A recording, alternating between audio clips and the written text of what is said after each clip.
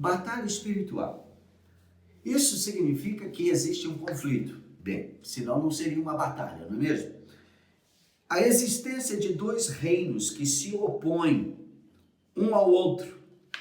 Nós conhecemos basicamente esses dois reinos como sendo o reino da luz, o reino de Deus, o reino da luz, e o reino das trevas, que na verdade é o reino deste mundo. A Bíblia nos mostra esses dois reinos como sendo porta estreita, porta larga, caminho estreito, caminho largo. Nós vemos isso, por exemplo, em Mateus capítulo 7, verso 13 e 14, Jesus fala sobre isso. Vamos ler algumas dessas passagens, né? E ele nos diz assim: entrai pela porta estreita, porque larga é a porta e espaçoso o caminho que conduz à perdição, e são muitos os que entram por ela. Porque estreita é a porta e apertado o caminho que conduz à vida, e são poucos os que acertam com ela. Então existem algumas maneiras que nós nos referimos a esses dois reinos que são opostos entre si. Nós falamos sobre o reino de Deus, né, como sendo o reino eterno, que não tem fim, o reino da luz, o reino dos céus, o reino de amor. E este reino sempre existiu, né? Quer dizer, nós teríamos que admitir que ele existe da mesma forma, no mesmo tempo que existe Deus. E como nós sabemos que Deus sempre existiu, Deus é um ser não criado, sempre existiu, e eu não tenho como te explicar isso, eu só posso admitir que o reino de Deus, o reino da luz, ele também sempre existiu. E Deus é o Criador, é o sustentador de todas as coisas. E nós vemos isto de uma maneira bem clara nas Escrituras. Em João, capítulo 1, verso de 1 a 3, nós encontramos assim: no princípio era o Verbo, e o Verbo estava com Deus, e o Verbo era Deus. Ele estava no princípio com Deus. Todas as coisas foram criadas por intermédio dele, e sem ele nada do que foi feito se fez. Nós vemos também em Colossenses capítulo 1, versos 16 e 17, que é apresentado a criação desta forma, né? Capítulo 1 de Colossenses, versos 16 e 17, que fala: pois nele, isso está se referindo a Jesus, foram criadas todas as coisas, nos céus e sobre a terra, as visíveis, as invisíveis, sejam tronos, sejam soberanias, quer principados, quer potestades. Tudo foi criado por meio dele e para ele. Ele é antes de todas as coisas. Nele tudo subsiste. Este é o fundamento do reino dos céus. Deus é o Criador. Tudo está centrado nele. Sem ele não tem existência de nada. Ele é o Deus da vida, o autor da vida, o sustentador da vida. Então, tudo que você consegue imaginar, que você consegue pensar, que você consegue ver, até as coisas que você sabe que existem, mas que você não consegue ver, o mundo invisível, digamos assim, foi criado por Deus. Deus é o sustentador de todas as coisas, né? Então, nós sabemos pela palavra de Deus que também Deus estendeu este reino criando seres que são seres morais. E a Bíblia diz o nome de alguns desses seres, como anjos, arcanjos, querubins, serafins, né? E maior talvez, mais numerado de todas as classes, o homem criado à imagem e semelhança de Deus. E Deus mantém tudo isto através da sua palavra de poder, através da sua soberania, algo que ele nunca compartilhou com ninguém, nunca abdicou-se desta função de soberano. Lá em Hebreus capítulo 1, verso 3, diz assim: ele que é o resplendor da glória e a expressão exata do seu ser, sustentando todas as coisas pela palavra do seu poder. Depois de ter feito a purificação dos pecados, assentou-se à direita da majestade nas alturas. Isso se refere também a Jesus, né? E nós podemos ver que o governo de Deus sobre todas as coisas que ele criou e estendeu é através de amor e confiança. Esse reino sempre existiu e a característica dele revelada para nós é que ele nunca terá fim. Ele sempre existirá. Este é o compromisso que Deus tem com tudo aquilo que ele criou, né? Mas, então, da onde vem o conflito? Se o conflito só é possível quando existe uma oposição, quando foi que surgiu o segundo reino, que nós chamamos de o reino deste mundo, que Jesus se refere, né, a ele lá em João capítulo 18, verso 36, quando ele fala que ele não é deste mundo, o reino dele não é deste mundo. Então ele dá a entender que este mundo se tornou um reino em si mesmo. Ele é também conhecido como Império das Trevas, e Colossenses capítulo 1, verso 13 diz que ele, Jesus, nos libertou do império das trevas. Então, império das trevas, reino das trevas, onde nós estávamos cativos. Satanás é apontado como príncipe deste mundo. Lá em João capítulo 14, verso 30, mostra que Jesus se refere a Satanás como príncipe deste mundo. Também ele é apontado lá, Paulo fala sobre isso em 2 Coríntios capítulo 4, verso 4, como o Deus deste século, deste mundo, que cega o entendimento dos incrédulos. Isso porque que ele precisa cegar o entendimento dos incrédulos, né? Daqueles que se submetem por alguma razão ao seu domínio, exatamente para que ele possa controlar. Mas quando isso começou? Bem, isso é uma pergunta muito difícil de se chegar a uma conclusão. Nós temos algumas citações na palavra que nos dá alguma indicação sobre isso, mas ainda assim isso não aponta nada com precisão, nós teríamos que conjecturar, né? A primeira passagem que a Bíblia nos mostra a respeito de uma oposição está exatamente no primeiro livro da Bíblia, Gênesis, no capítulo 3.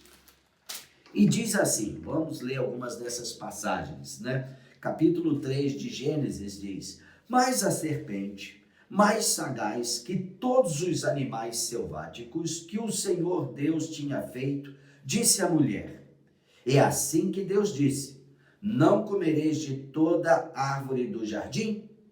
Respondeu-lhe a mulher: do fruto das árvores do jardim podemos comer, mas do fruto da árvore que está no meio do jardim, disse Deus, dele não comereis, nem tocareis nele, para que não morrais. Veja que a Eva não estava devidamente informada. Primeiro porque a ordem não foi dada para ela. A ordem foi dada para Adão, apenas para Adão.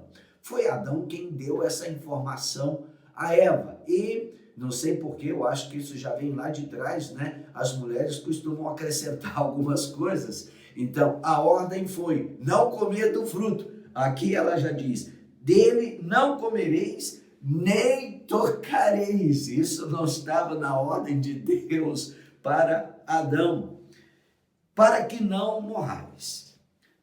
Então a serpente disse à mulher: é certo que não morrereis, porque Deus sabe que no dia em que dele comerdes, se vos abrirão os olhos, e como Deus sereis conhecedores do bem e do mal.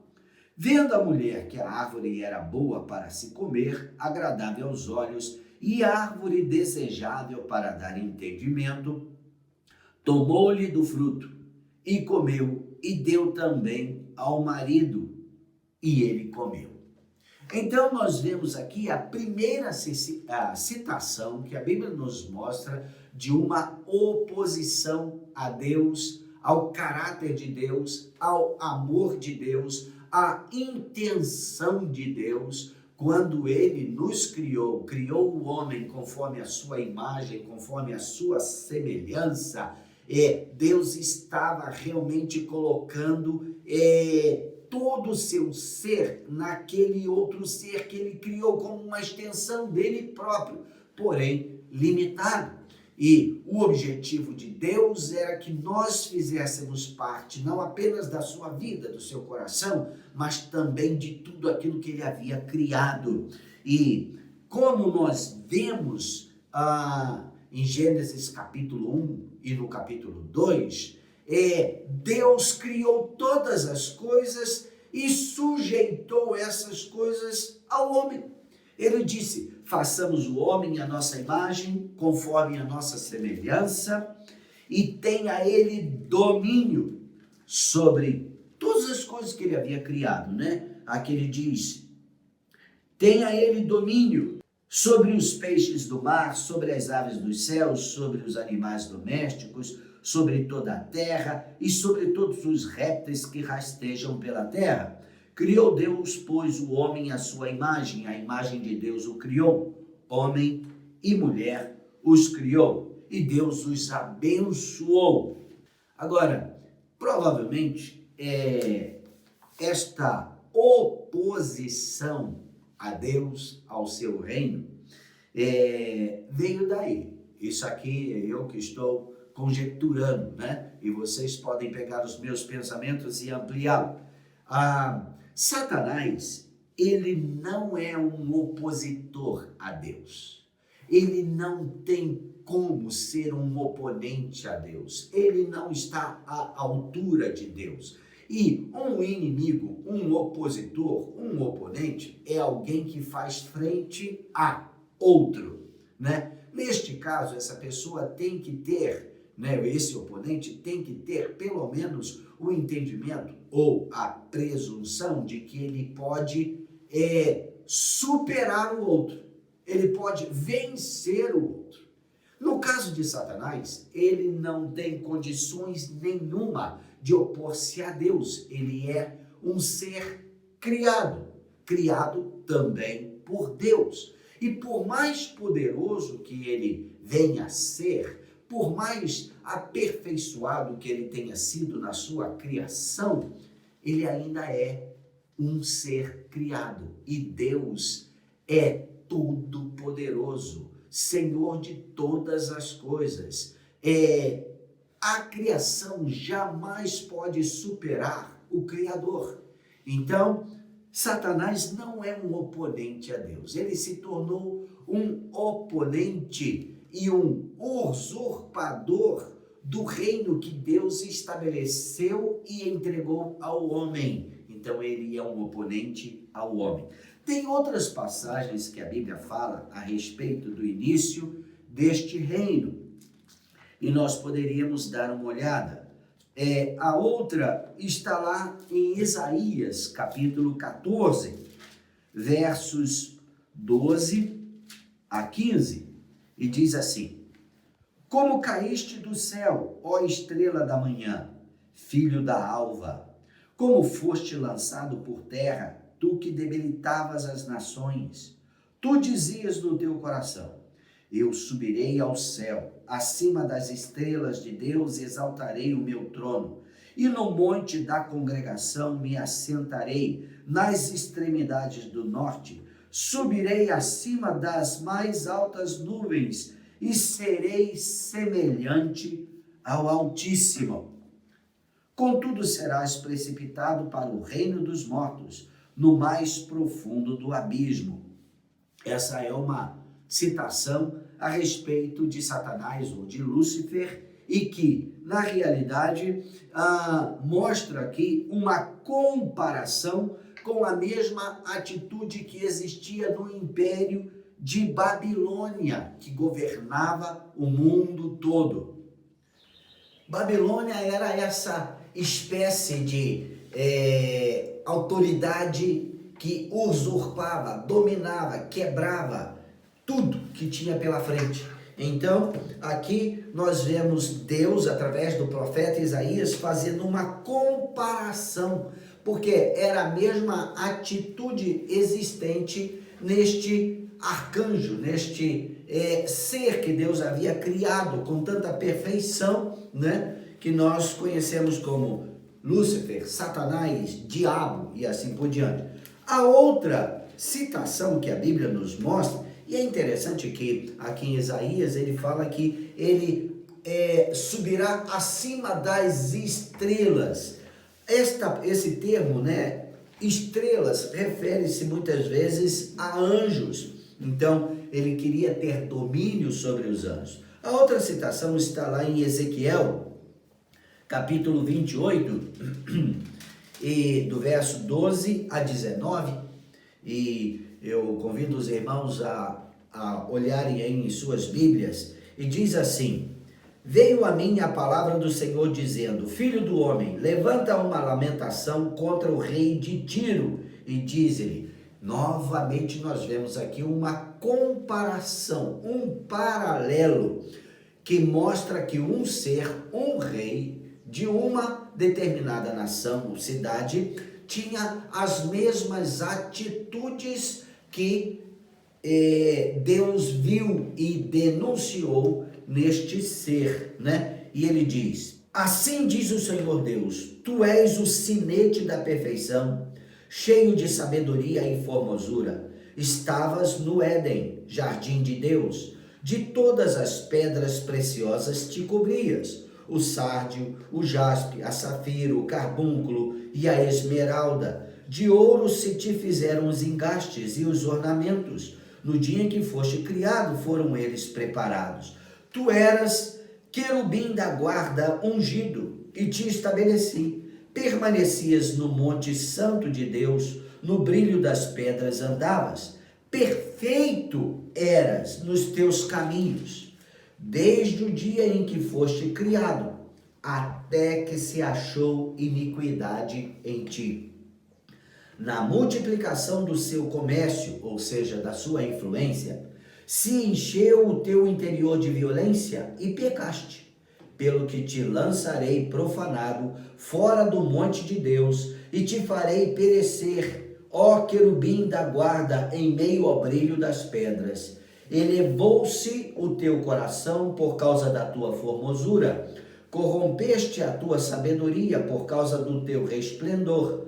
Lancei-te por terra, diante dos reis te pus, para que te contemplem. Pela multidão das tuas iniquidades, pela injustiça do teu comércio, profanaste os teus santuários.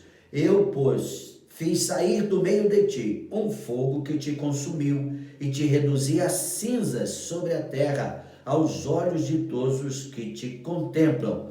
Todos os que te conhecem entre os povos estão espantados de ti. Vens a ser objeto de espanto e jamais subsistirás. É outra comparação, mas que nos mostra aqui uma porção de conteúdo a respeito deste ser que foi criado por Deus com um propósito tão nobre, santo, puro, perfeito, como ele diz aqui que ele foi criado, mas se corrompeu por causa de vaidade, por causa de orgulho, querendo ser como o Criador, ele sendo um ser criado.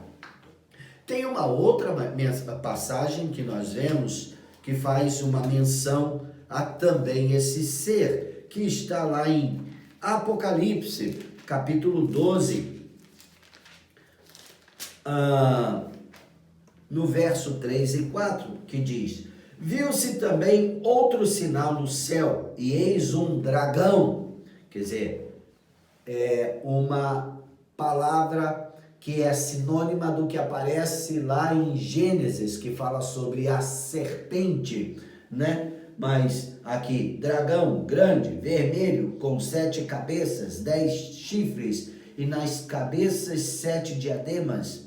A sua cauda arrastava a terça parte das estrelas do céu, as quais lançou para a terra, que é uma alusão a esta influência que nós lemos lá em Ezequiel, que fala sobre pela multiplicação do comércio dele, ou seja, da influência que ele teve, ele consegue contaminar, consegue atrair para si 1/3 dos anjos criados por Deus. São algumas citações que a Bíblia nos mostra e que fazem parte deste reino que começou em algum tempo, em alguma era que nós não saberíamos precisar. Agora, nós não temos realmente nenhuma necessidade de precisar isto, apenas precisamos ter a ciência de que existe. E então, no mundo que Deus criou perfeito, que entregou às nossas mãos, ou seja, para que o homem governasse,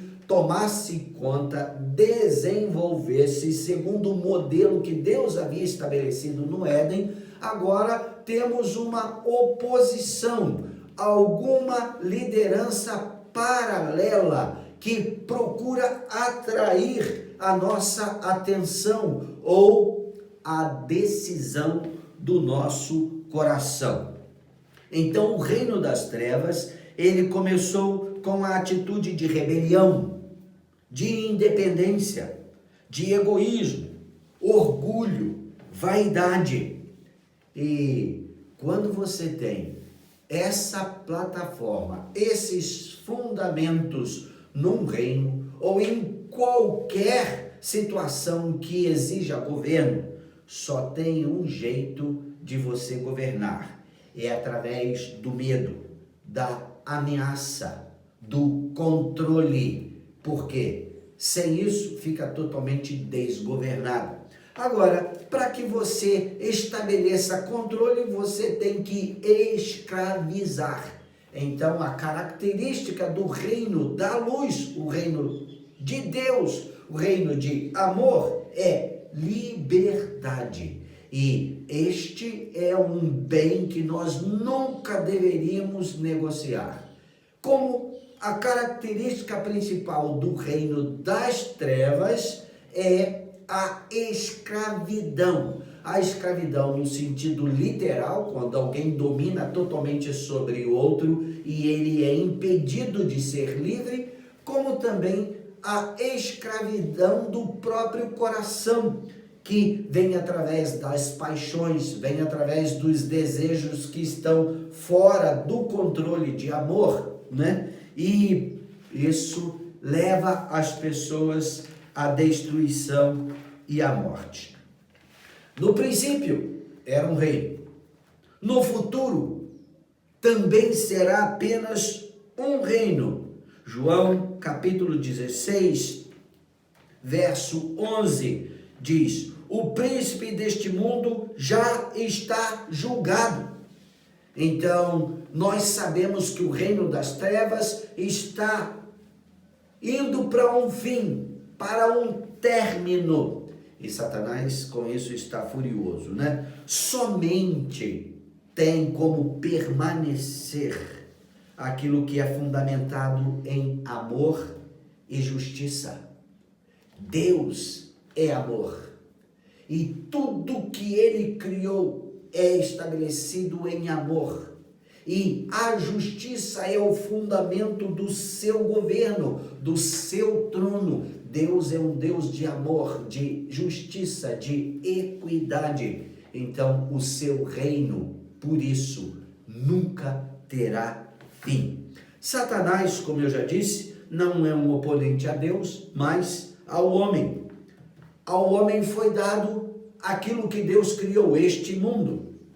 Então, Satanás procura usurpar isto, né? Jesus, ele é Deus, como também ele se manifestou como homem, 100% homem. Então, quando nós vemos lá em Mateus capítulo 28, verso 18, que diz, Jesus, né, chegando para os seus discípulos, ele diz, toda autoridade me foi dada nos céus e na terra. Agora, por que toda autoridade ele está ali dizendo que ele tem sobre os céus e a terra? Bem, nós temos duas coisas aqui que nós poderíamos olhar. Primeiro, ele é o criador de todas as coisas, como nós vimos, né? Como tem as passagens que eu citei para vocês. Ele é o criador, todas as coisas foram criadas por eles, por meio dele e para ele. Sem ele, nada do que foi feito se fez.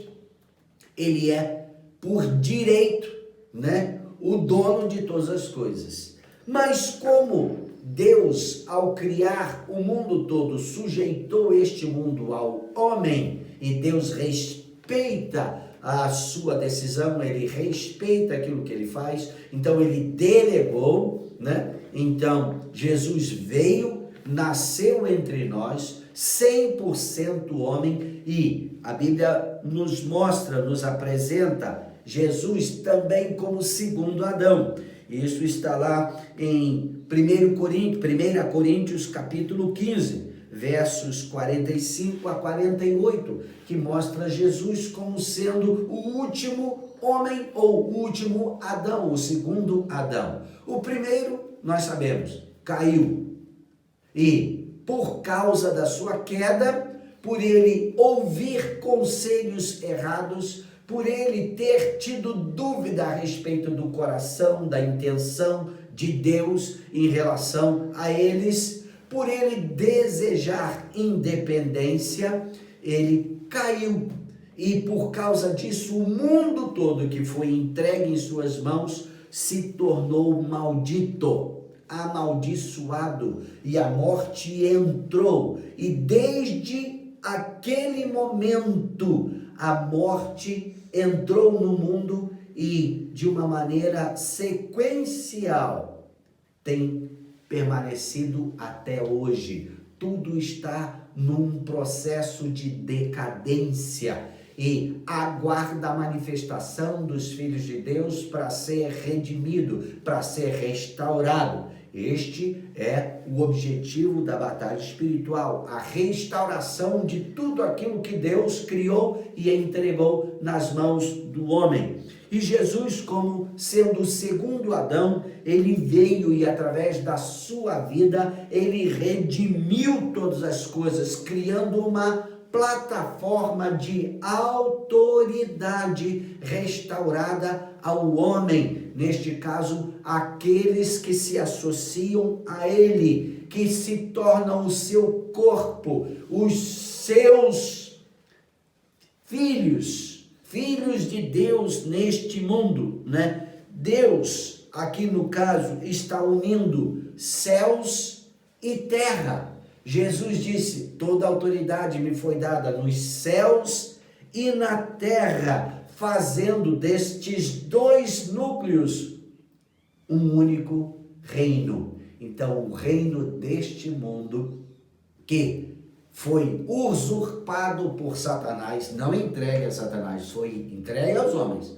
Satanás veio e usurpou. Ele está sendo redimido pelos filhos de Deus, pela manifestação dos filhos de Deus. E novamente nós teremos apenas um reino. Céus e terra ligados através do Deus Criador, que também se fez homem. Jesus, 100% Deus, 100% homem. E aqui é o que abre, é a introdução do entendimento que nós precisamos ter para adentrarmos dentro desse assunto de batalha espiritual, que é real. Meus irmãos, existe uma peleja, existe uma guerra entre a verdade e a falsidade, a luz e as trevas, amor e egoísmo. E nós precisamos entender e nos manifestar para que o reino de Deus seja estabelecido através de nossas vidas. Então eu espero que esta primeira sessão, que foi mais uma introdução, esteja abrindo a sua mente e despertando o seu coração para aquilo que nós vamos caminhar juntos nas 3 próximas sessões. Amém? Deus te abençoe e tenha paz. Deus está contigo.